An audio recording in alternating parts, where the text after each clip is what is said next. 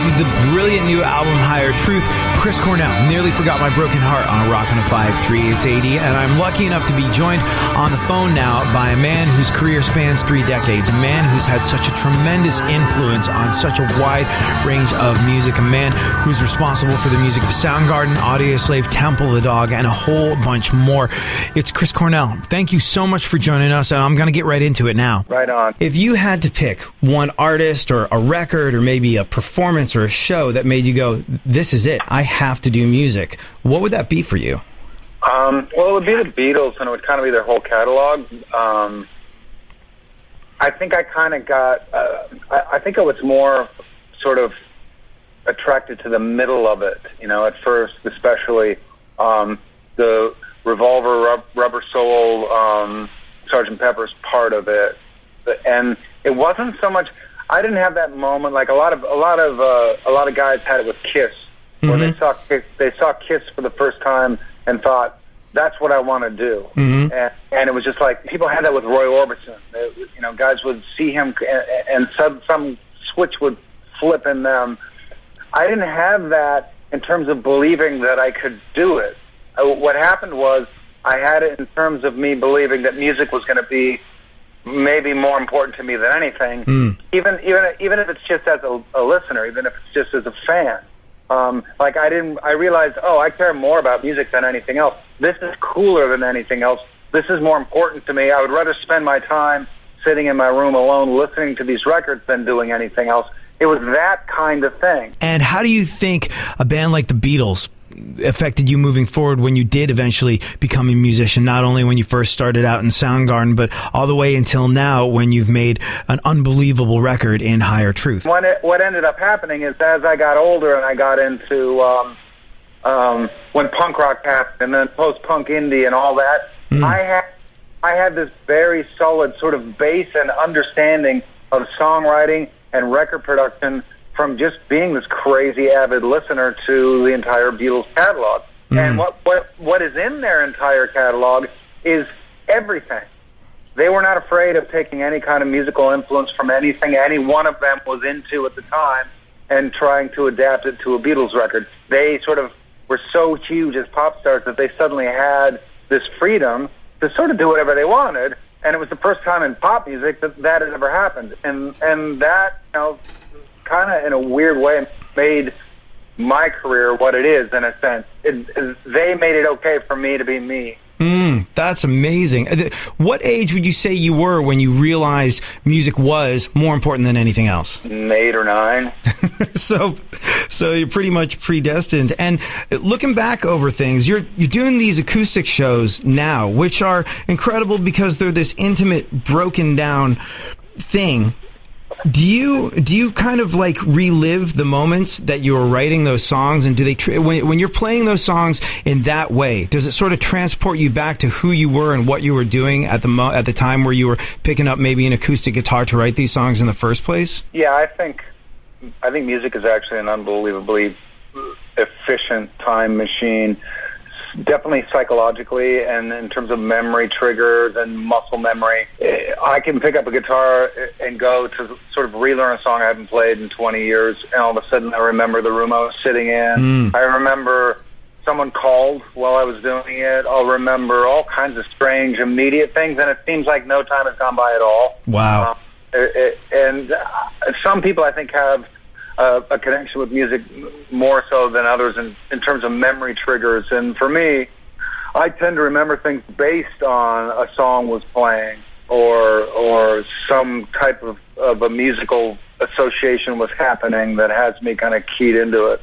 Yeah, no, I was thinking about it. I was like picking up an acoustic guitar, which is, I'm guessing, how maybe a lot of your songs started, and sort of sitting down and playing them in that way when you play solo and acoustic. It's got to be like picking up old yearbooks for other people. Yeah, in a lot of ways, I think. The difference between picking up an old song and the yearbook analogy is that songs are adaptable and alive and moving. And rather than just reminiscing and listening and playing back and thinking, oh yeah, and there we were, there I was, and this is what I was thinking, you can change it. It can evolve. You can actually literally rewrite it to where all of a sudden it's fits right next to a song you wrote 10 minutes ago, and it all makes perfect sense. And you also know that can happen again 20 years later. That's the amazing thing about songs and music and songwriting. Soundgarden, far and away, one of my favorite bands ever. So next level, so creative and different. And Temple of the Dog, just an incredibly inspired, passionate record, which I think is some of my favorites of your work, just because, like you said, it was sort of a snapshot of where I was at in my life, and it really struck me at a time that makes it very visceral for me. And Audioslave, when I saw you live, was just this band that makes you want to break stuff and start your own personal mosh pit. And your solo stuff, though, some of the most beautiful things I've ever heard, like Long Gone and the new one, Nearly Forgot My Broken Heart, just beautiful, beautiful songs. But when I think of your body of work, I tend to want to hear all of it live. And I remember the first time I saw you play solo, and I was like, with every other band where the singer goes solo, you kind of want them to get back together. I was like, with this guy, not so much. I want to be able to experience everything from his catalog all at once. But